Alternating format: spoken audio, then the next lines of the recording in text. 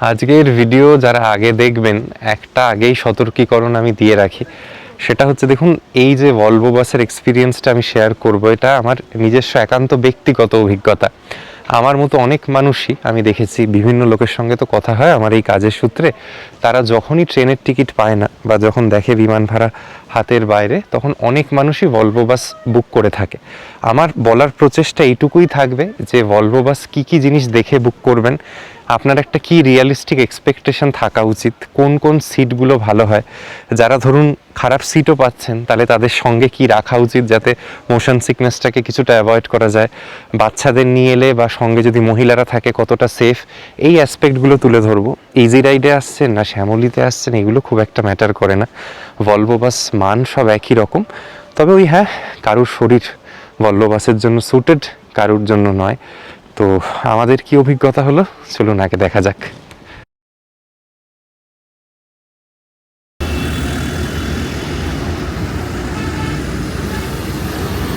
কেমন আছেন আপনারা সবাই?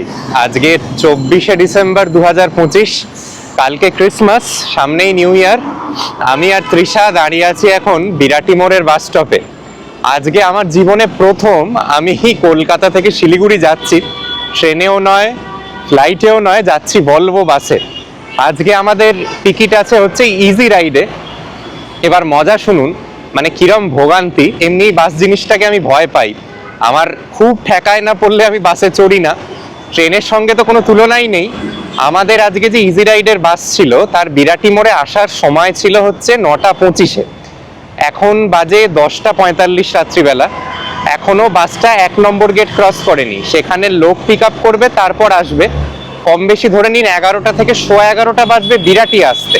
অবস্থা বুঝুন। এরপর তো আমাদের যাওয়া, এ বাস কৃষ্ণনগর পৌঁছবে, মধ্যমগ্রামে আবার দাঁড়াবে, মানে কি যে হেনস্থা, মানে আর কি বলবো। এই হচ্ছে বিরাটি মোড়ের পরিস্থিতি। বাসটা এসপ্ল্যানেড থেকে ছেড়ে বাগুইহাটি অন্যান্য জায়গা হয়ে বিরাটি মোড় আসে। এরপরেও আবার মধ্যমগ্রাম চৌমাথায় স্টপেজ আছে, তারপরে সরাসরি দাঁড়াবে কৃষ্ণনগরে। মোটামুটি বিরাটি থেকে কৃষ্ণনগর যেতে 2.5 ঘন্টা তো লাগেই। যদি ধরে নিই এখান থেকে বাসটা 11:15তেও ছাড়বে, আমরা কৃষ্ণনগর পৌঁছবো হচ্ছে রাত 1:45 নাগাদ। তখন কি খাবো, কি টয়লেট ব্রেক নেবো, আর কি করব। এই জন্যই বলি ট্রেনের টিকিট না পেলে যাওয়া উচিত নয়। এবার লোকে বলবে আপনি তো যাচ্ছেন, আসলে আমি উল্টোটা করি, আমি আগে হোটেল বুক করি তারপর ট্রেন বা বাসের টিকিট দেখি, তাই আমি ফেঁসে যাই। যাই হোক, বাসটির তো অনেক সুখ্যাতি শুনেছি, দেখা যাক আমাদের উঠবার পর কি অভিজ্ঞতা হয়। রাস্তার যে অবস্থা হয়ে থাকে রোজ অফিস থেকে আসার সময়তেই আমি ফেস করি। ওই এয়ারপোর্ট থেকে বিরাটি মোড় আসার যে ওই সামান্য 3-4 কিলোমিটার ডিস্টেন্স, ওটা এক এক সময় মনে হয় যেন 30 কিলোমিটার হয়ে গেছে। ইজি রাইডার কি করবে, কলকাতার রাস্তাঘাট হয়েই তো আসতে হয়, বাসের কোনো দোষ দেখছি না। তবে 1.5 ঘন্টা লেট, এটা মেকআপ করে কি হবে জানি না। দুটো বিষয় বলে দিই, বিরাটি মোড়ে 9:25 পিক আপ ছিল, শিলিগুড়িতে প্রজেক্টেড টাইম ছিল কাল সকাল 9:25। এবার শেষ স্টপেজ আর কখন গিয়ে পৌঁছবে আমার কোনো ধারণাই নেই। আমি ধরে রাখছি দুপুর 12টা-1টা হবে আর কি। এই বিরাটি মোড় আসতেই যদি বাসের এই অবস্থা হয়, শিলিগুড়ি যেতে কি হবে ভগবান জানে। বিরাটি মোড় থেকে যারা বাসটা উঠবেন, বলে রাখি বাসটা দাঁড়ায় হচ্ছে ঠিক মিত্র ক্যাফের সামনে। বিরাটি মোড়ের এই পাশটা আর কি টুয়ার্ডস বারাসাতের ফুটটার যেটা প্রবলেম হচ্ছে, এদিকে কোনো ডেডিকেটেড ঠিক শেড দিয়ে বাস স্টপ নেই। যা বাস স্টপ আছে সেটা ওপারে। আমাদের বাড়ি থেকে একটা বিরাট সুবিধে, রিক্সা করে এখানে চলে আসা যায়।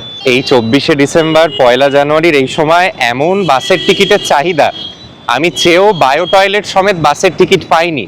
আর এই যে ভলভো বাস, সারা বছর এর ভাড়া 2 থেকে 2,500 টাকা থাকে। আর আমি এখন এই বাসটার জন্য পে করলাম হচ্ছে 4,500 টাকা এক একজনের এক এক দিকে। আজকে শুধু আমি একা নই, এই বিরাটি মোড় বাস স্ট্যান্ডে অনেক মানুষ দাঁড়িয়ে বাস ধরবে বলে। এই বিরাটি মোড় হয়ে কিন্তু অনেক অনেক বাস যায়, মানে শুধু যে ইজি রাইড যায় তা নয়, মডার্ন বলুন শ্যামলী বলুন সবই যায়। এই দেখুন একটা ডলফিন ট্রাভেলসের বাস এলো, এই কোথায় যায় জানি না, এই মডার্নের বাস এলো। ভাবুন, এই মডার্নের বাস এখন এলো। কি অবস্থা। এই মডার্নের বাসটিতে কিন্তু যতদূর সম্ভব বায়ো টয়লেটও আছে। এই নিচে এরকম লাগেজ রাখবার জায়গা থাকে বাসগুলিতে। আমাদের বাস কিন্তু এটা নয়, বাট আপনাদের একটা জাস্ট দেখিয়ে রাখছি, এইরকম নিচে বাসে লাগেজ রাখবার জায়গা থাকে। আমাদের বাস হলেও দেখাবো। বাসটি বেশ সুন্দর, এটা হলে ভালো হতো, বাট আমরা এখানে টিকিট চেয়েও পাইনি। আসছিল না যখন, একটাও বাস আসছিল না, এখন পর পর সবকটা বাস এসছে, এবার আবার পিছনে শ্যামলিও এসছে, এই করে আমাদের বোর্ডিংটা আরও ডিলেড হবে। ও ঝামেলার আর শেষ নেই। আর বিরাটি মোড়ের এখানটা রাত্রিবেলা এমন কেয়স হয়ে থাকে, ভাবনা চিন্তার বাইরে। লরি, বড় বড় বাস, অটো, টোটো সব চলছে। মডার্ন ট্রাভেলসকে টাটা বাই বাই জানাচ্ছি, দেখা যাক আমাদের বাস কখন আসে। কি তৃষা, কি অদ্ভুত অভিজ্ঞতা।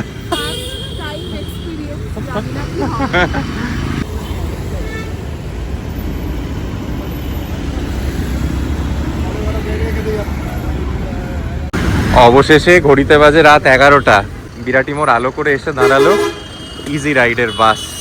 বাপরে, আসুন দাদা, লাগেজ নিয়ে যান।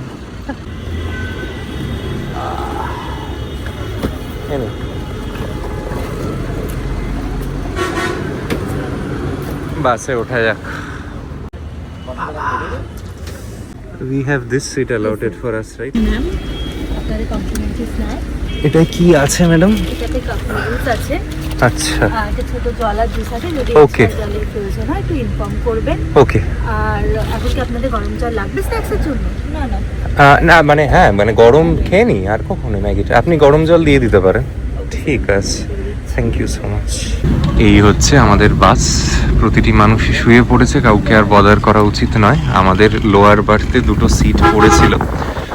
ব্যবস্থাপনা বাসের অনুযায়ী খারাপ বলবো না, তবে আমাদের সিটটা যেহেতু চাকার ওপরে, অলরেডি বিভৎস দুলুনি হচ্ছে, মানে এই জন্যই এই দুটো সিট খালি পড়েছিল। আমরা যেহেতু শেষ মোমেন্টে টিকিট কাটবো ভেবেছি। আমার একটাই মানে অভিজ্ঞতা থেকে মানে কি বলবো আর কি, যেটুকু বলতে পারি সেটা হচ্ছে শুরুতে এবং শেষের সিট নেবেন না, মাঝামাঝি সিট নেবেন। যদি একা ট্রাভেল করেন সিঙ্গেল সিট লোয়ার বার্থ নেবেন।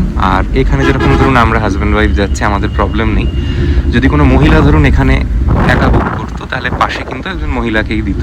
তো আর প্রাইভেসির জন্য বিরাট দারুণ প্রাইভেসি, এটা ফিনফিনে পর্দা, দারুণ ব্যবস্থাপনা। আর এইখানে ওই এসিড ভেন্ট আর ওই লাইট আর ওই charging point, nothing to brag about. আমাদের উঠবার পরে এরকম খাবার একটা কিট দিলেন ওনারা, এতে চিকেন নুডলস আছে, গরম জলও ওনারাই দিয়ে গেলেন। এখানে একজন হোস্টেস আছে, অনেকটা এরোপ্লেনের মতো। আর তার বাদেও এখানে আছে হচ্ছে একটা ছোট জলের বোতল আর একটা জিরা ড্রিঙ্ক আর কি, এই কিট। আর বালিশ দিয়েছেন ওনারা, কম্বল দিয়েছেন, সামনে ইনফোটেনমেন্ট স্ক্রিন আছে।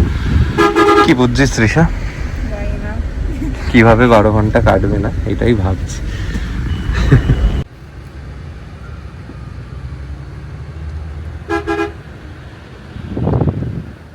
এই বাসটিতে এমনি চড়বার পরেই যেটা প্রথমে অনুভূত হলো, যে বাসটার ভিতরের কমফর্ট নিয়ে আমার বিরাট একটা কোনো কমপ্লেন্ট নেই।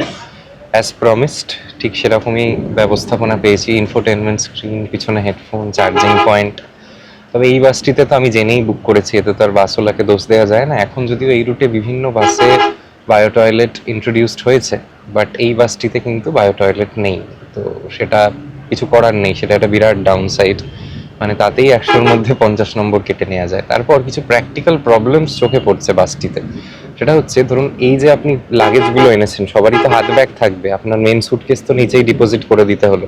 তো ন্যাচারালি সবাইকে তো হাতের কাছে কিছু জিনিস রাখতেই হবে। এবার যে ব্যাগটি আপনি এখানে এনে রাখলেন, সেটাকে রাখবেন কোথায়? আমার মতো যদি একজন 6 ফুট মানুষ হয়, সে যখন শুয়ে পড়বে তাহলে ব্যাগটা বারবার পায়ে লাগবে, নয় আপনাকে মাথার কাছে নিয়ে শুতে হবে। এটা একটা মেজর প্রবলেম। আরেকটা জিনিস যেটা মনে হলো সেটা হচ্ছে যে এই জানলাগুলোয় যেহেতু প্রচুর পরিমাণে স্টিকারিং করা, ভিউটা খানিকটা অবস্ট্রাক্টেড হচ্ছে। আর আরেকটা কথা বলে রাখি, এখন যেহেতু ওই বারাসাত আমডাঙ্গার ওই দিকটায় 4 লেনের কাজ শুরু হয়ে গেছে, এই বাসটি কিন্তু মধ্যমগ্রাম চৌমাথা থেকে বাঁদিক নিয়ে নিল। এটা কল্যাণী এক্সপ্রেসওয়ে হয়ে কৃষ্ণনগর যাবে আর কি। তো এটাই রুট এখন বাসগুলির, যে কোনো ভলভো বাসের ক্ষেত্রেই সত্যি।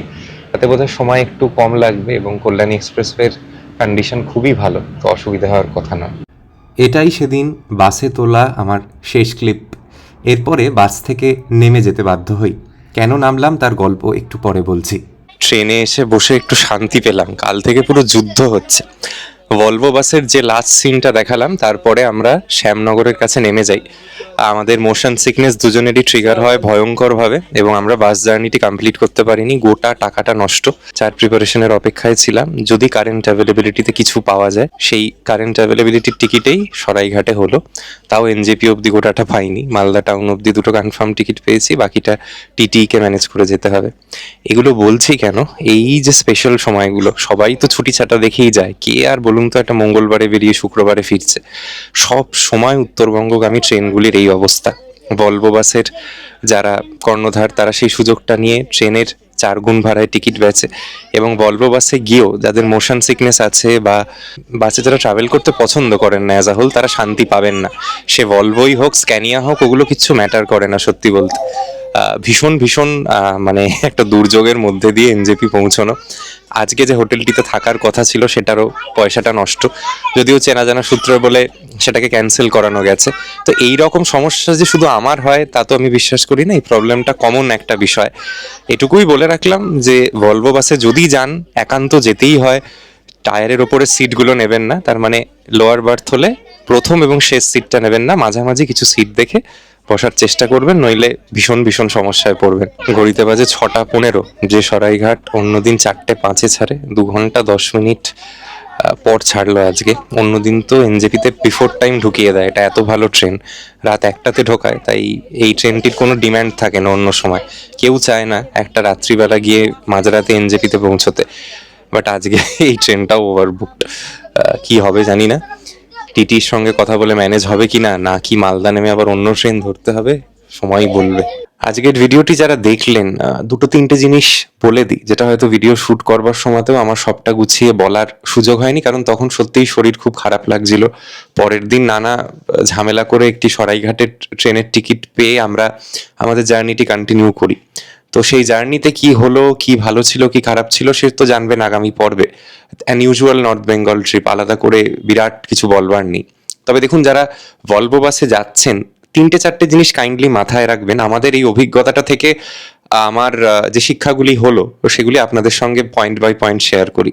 একটা হচ্ছে, যখনই রেড বাস বা এরকম অ্যাপ থেকে টিকিট কাটবেন, প্রথমেই ফিল্টার আউট করে নেবেন অ্যামিনিটিসে গিয়ে যে যে বাসগুলির বায়ো টয়লেট আছে, তাহলে আপনি শুরুতেই একটা ফেভারেবল জায়গায় থাকবে। তারপর হচ্ছে, সাধারণত বলে লোয়ার বার্থের সিট নিতে, যাতে আপনাদের বারবার ওপর নিচ না করতে হয়। রানিং বাসে ওপর নিচ করাটা একটা বিরাট ঝামেলার ব্যাপার। লোয়ার বার্থের সিটই বেটার, কিন্তু হ্যাঁ, আবার লোয়ার বার্থ হলেও প্রথম এবং লাস্টের দিকে সিটটা নেবেন না, যেটা আমি বারবারই বললাম। তৃতীয়ত হচ্ছে, যারা এরকম একটা আন্দাজ করছেন যে যারা বাসে খুব একটা স্বাচ্ছন্দ্য বোধ করেন না, মোশন সিকনেস ট্রিগার করতে পারে এবং আপনার উপায় নেই, আপনাকে যেতেই হবে।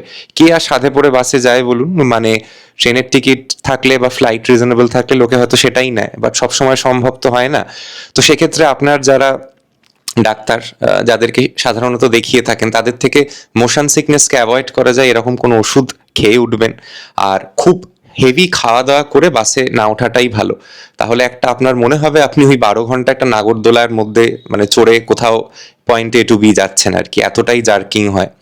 রাস্তা হয়তো এখন এই গোটা কলকাতা শিলিগুড়ির বেশিরভাগ অংশেই ভালো।